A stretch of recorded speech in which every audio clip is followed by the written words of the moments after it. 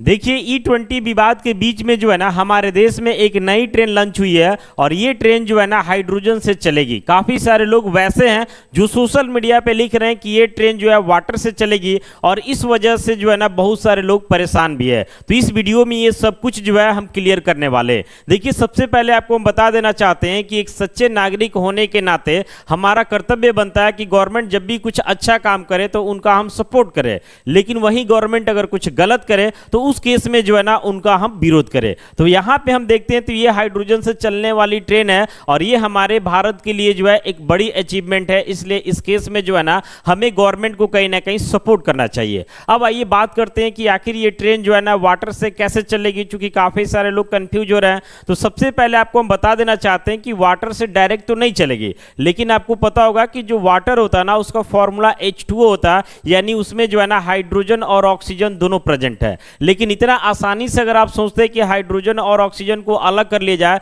तो ये भी आसान नहीं है। अगर आप सोचते हैं कि चलो पानी को गर्म कर देते हैं तो गर्म करने के बाद पानी जो वेपर बनती है ना उस केस में हाइड्रोजन और ऑक्सीजन साथ ही होती है, दोनों अलग अलग नहीं हो पाते। यानी आमतौर पर हम लोग हाइड्रोजन ऑक्सीजन को अलग करने के लिए इलेक्ट्रोलाइसिस प्रोसेस का यूज करते हैं, जहां पे समझिए कि एक तरीका से बिजली का खपत होता है और उस प्रोसेस के तहत क्या होता है कि हाइड्रोजन अलग होता है, ऑक्सीजन अलग होता है, दोनों को अलग अलग सिलेंडर में हम लोग कहीं ना कहीं भर लेते हैं और उसके बाद जो है ना हाइड्रोजन को एज ए फ्यूल हम लोग उपयोग करते हैं। क्योंकि अनेकों साइंस का एक्सपेरिमेंट है जिसमें हम लोग भी दिखाते हैं कि हाइड्रोजन गैस निकालते हैं और वहां पे जो है ना आग वगैरह डालते हैं तो वो तुरंत जो है ना कहीं कैच कर लेता है। ये बात आपको पता होना चाहिए कि जैसे पेट्रोल हम लोग एज ए फ्यूल यूज करते हैं, डीजल के बारे में बात करते हैं एज ए फ्यूल यूज करते हैं, CNG वगैरह के बारे में बात करते हैं, इसका भी हम लोग उपयोग करते हैं। वैसे ही हाइड्रोजन भी समझ लीजिए कि ये भी जो है फ्यूल की तरह काम करता है। अब ये जान लीजिए कि जो भी फ्यूल का कैलोरीफिक वैल्यू ज्यादा होता है ना वो उतना ज्यादा बेहतर फ्यूल होता है और जिसका कैलोरीफिक वैल्यू कम होता है वो उतना बेहतर फ्यूल नहीं होता। तो अगर हम पेट्रोल डीजल ये सब के मुकाबले अगर हम हाइड्रोजन गैस को देखते हैं ना तो ये 3 गुना ज्यादा जो है कहीं ना कहीं पावरफुल होता है। यानी ऐसा समझिए कि अगर 1 kg हाइड्रोजन गैस को अगर हम बर्न करते हैं तो करीब 1.5 लाख किलो जूल जो है ना कहीं एनर्जी को प्रोवाइड करता है, जो कि पेट्रोल डीजल बाकी CNG वगैरह जो भी है उसका करीब 3 गुना है। यानी ऐसा समझिए कि 1 kg अगर हम हाइड्रोजन को बर्न करके जितना एनर्जी लेते हैं उतना ही एनर्जी अगर हमें पेट्रोल वगैरह से चाहिए तो 3 kg कहीं ना कहीं बर्न करना पड़ेगा। तो इससे तो आपको समझ में आ जाता है कि इसका जो है कैलोरीफिक वैल्यू काफी ज्यादा है और जिसका कैलोरीफिक वैल्यू जितना ज्यादा होता है उसको बर्न करने के बाद पोल्यूशन भी उतना कम होता है, इसलिए जो है ना हाइड्रोजन को बेहतर फ्यूल माना जाता है। और आपको पता होना चाहिए कि जो भी जेट एरोप्लेन होता है ना उसमें हाइड्रोजन फ्यूल के तौर पे जो है कहीं ना कहीं उपयोग किया जाता है। हाइड्रोजन कैसे बनता है ये भी आपको हमने बता दिया और ये काफी बेहतर कंसेप्ट है, क्योंकि पूरी दुनिया में कुछ गिने चुने देश है जहां पे कहीं ना कहीं जो है ना हाइड्रोजन ट्रेन का उपयोग किया जाता है। देखिए, ये ट्रेन नई नई आई है, हो सकता है कि शुरुआती में जो है ना कुछ बाधा है,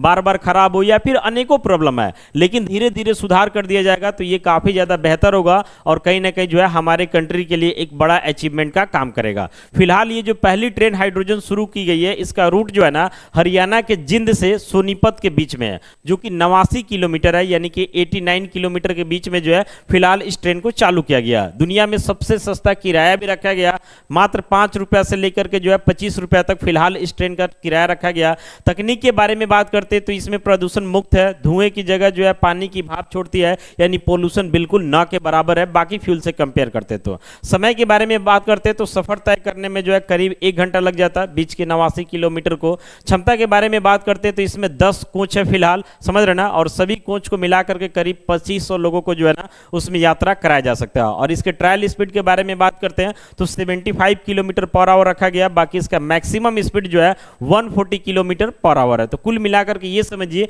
कि ये हाइड्रोजन जो है ना ट्रेन हमारे देश के लिए एक बड़ा अचीवमेंट की तरह काम कर रही है। भाड़ा वगैरह के बारे में आप देख सकते हैं कि दुनिया के बाकी देशों से अगर कंपेयर करते हैं तो फिलहाल इस ट्रेन की भाड़ा जो है काफी कम है। काफी सारे लोग सोशल मीडिया पे लिख रहे हैं कि ये ट्रेन जो है ना डायरेक्ट पानी से चलेगी, तो ये बात गलत है। डायरेक्ट पानी से नहीं चलेगी, पानी से जो है ना हमें हाइड्रोजन और ऑक्सीजन को अलग करना होगा और उसको अलग करने के लिए भी जो है हमें कहीं ना कहीं इलेक्ट्रिसिटी की जरूरत पड़ेगी। तो ये बात आपको पता होना चाहिए कि दुनिया की कोई भी एनर्जी नहीं है जो कहीं ना कहीं जो है एक तरीका से पॉल्यूशन फ्री हो, क्योंकि यहां भी सोचिए कि वाटर से ये दोनों को अलग करने के लिए हम लोग इलेक्ट्रिसिटी का यूज करते हैं और हमारे देश का मैक्सिमम इलेक्ट्रिसिटी कहीं ना कहीं कोयला से जनरेट होता है, यानी थर्मल पावर प्लांट्स होता, तो वहां पर तो पोल्यूशन हो ही रहा। तो कुल मिलाकर के कोई भी एनर्जी पोल्यूशन फ्री नहीं है। हाँ, लेकिन बाकी के कंपेयर में अगर देखा जाए तो हाइड्रोजन को बेहतर फ्यूल देखा जा सकता है। बाकी आप इस वीडियो को लेकर के क्या सोचते हैं, कमेंट कीजिए।